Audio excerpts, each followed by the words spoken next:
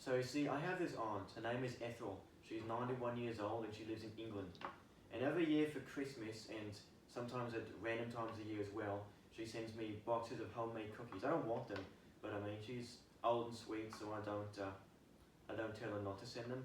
But you see, the problem is, every year I receive her box of Christmas cookies around March or April.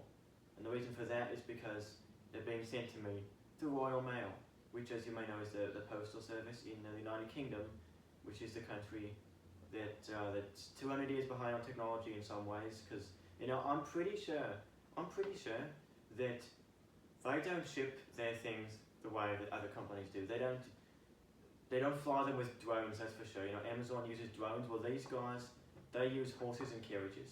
When you buy something from Royal Mail, your package gets put on a horse and carriage being driven by a distinguished older man in a top hat. And he whips the horse so it'll run faster, because it's a very old horse that can barely move, so it's a very, very old horse. And the distinguished older gentleman in his top hat guides the horse to the nearest shore. And then load the parcel and the horse on a rickety old wooden ship that looks a bit like the Mayflower. And your parcel gets thrown in with a few others. And the ship has a crew of one. There's a captain, an old salt with an eye patch and a peg leg, probably talks like a pirate, ahoy matey.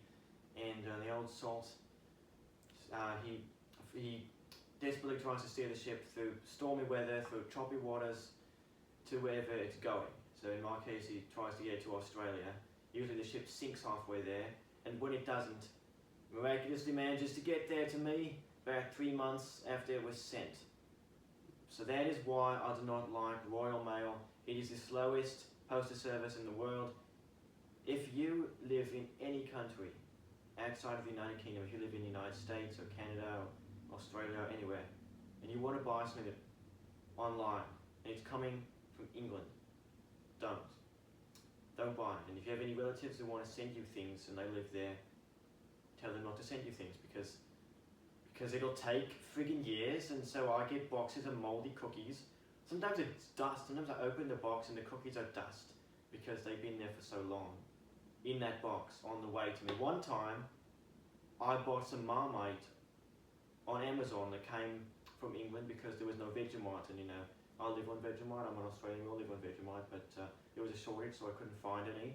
So I opted for Marmite because it's the same thing, but it didn't arrive for 1 year and 11 days.